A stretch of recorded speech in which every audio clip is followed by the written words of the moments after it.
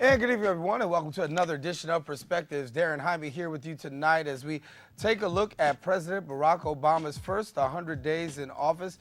The president obviously being inaugurated in January, and questions have been asked as to how has President Obama fared over his first 100 days in office. We'll hear from you out there in the street, as well as talk to our experts here in studio. One of our guests in studio right now is Professor Ed Culvert. He's no stranger here at the Center Perspectives. Professor Culvert, a professor in the African American Studies Department at Lehman College, a mentor to many of the most successful educators in CUNY, and he's also the editor of the Culvert Chronicles, a weekly newspaper that you can find across the 5 boroughs. And Professor Culvert, good to have you back. Good to be back. As we look and take an analytical look at President Barack Obama's first 100 days in office. First of all, we have to give you props because you were the one who said that he really stood a chance in winning a long time before a lot of other people.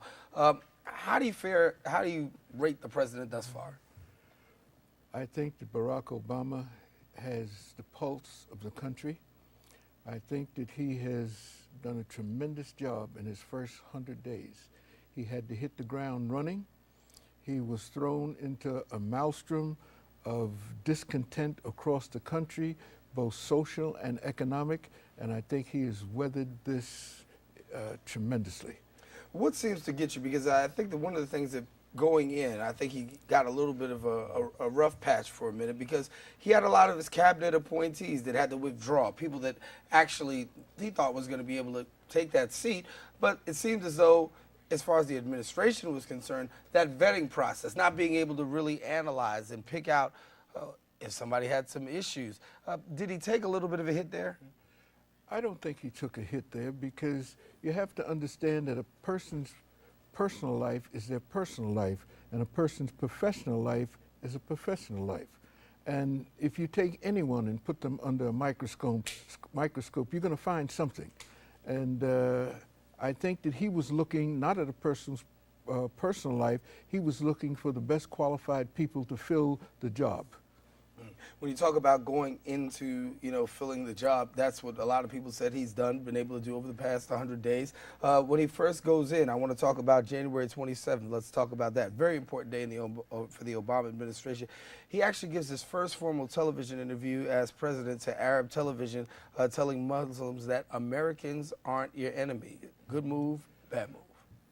Well, we have to consider what perspective we're looking at this from. He's looking at it as the president and the leader of the free world, not just part of the world, but a leader of the free world. And we have to consider also that there are a lot of Arabs out there, there are a lot of Muslims out there, there are a lot of people who are misunderstood, and just because a person's name is Muhammad does not necessarily mean that they're Muslims. And just because a person happens to be a Muslim doesn't necessarily mean that they're a terrorist or that they hate Israel. Because we must remember that Anwar Sadat had a pact with Israel, and that pact led to many of us believe led to his death. But he also won a Nobel Peace, I think Jimmy Carter won the Nobel Peace Prize for bringing these two forces together. Absolutely an important time in American history and actually in global history. But when you look at the president right now, August 2010 is when he gave the timeline actually for withdrawing troops out of Iraq. When he first inherited office, we know that Iraq was on the hearts and minds of many people.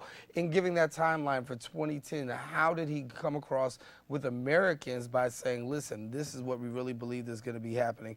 2010, we're going to leave tens of thousands of troops there, but 2010 is really our timeline. Well, we must consider that many people believe that the troops should not have been there in the beginning. And if we look back at the history of Iraq, Iraq was formerly called Mesopotamia, it was formerly called Samaria, and many other names, and the archaeologists and social scientists believe that Iraq was the place where the original Garden of Eden was located.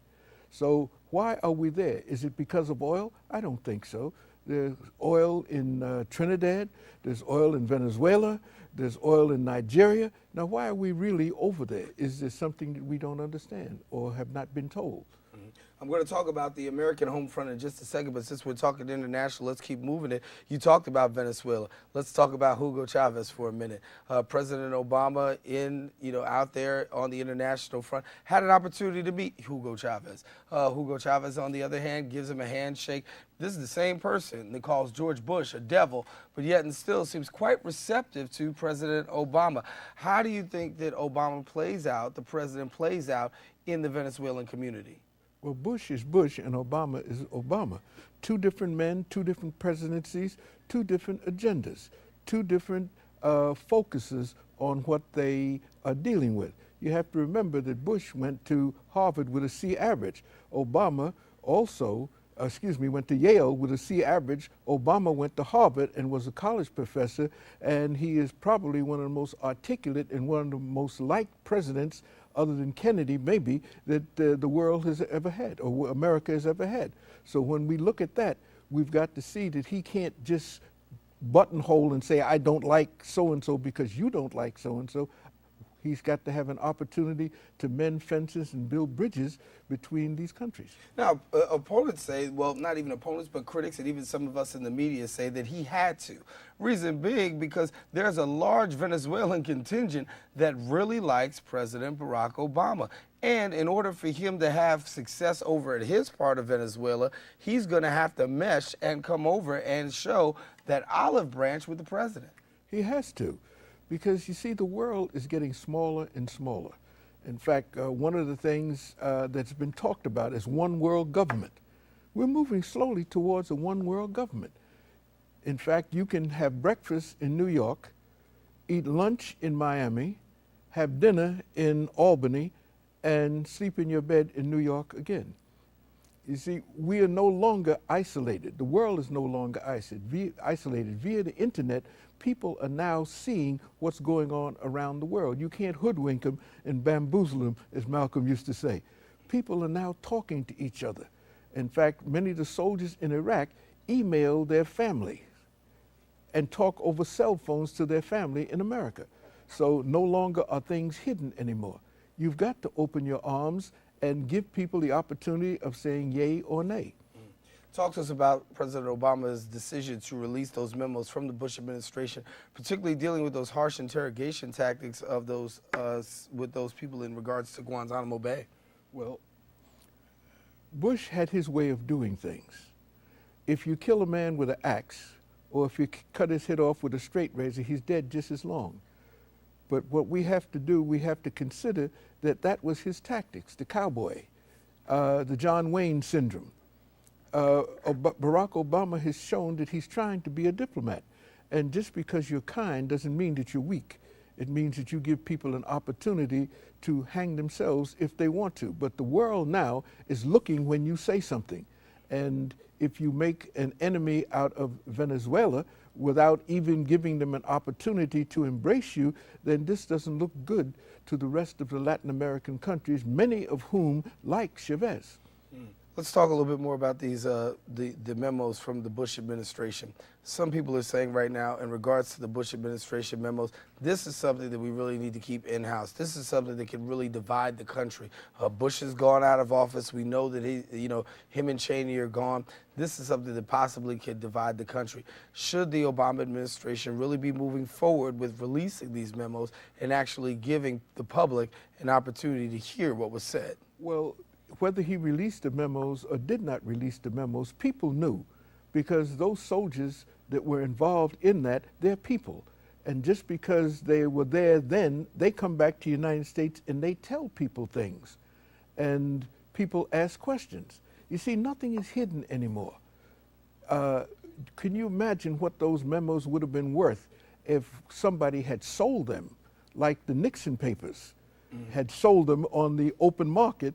How many millions of dollars would have been garnered from somebody selling that? And people are mercenary. Look at what the leaks that Bush had in his situation.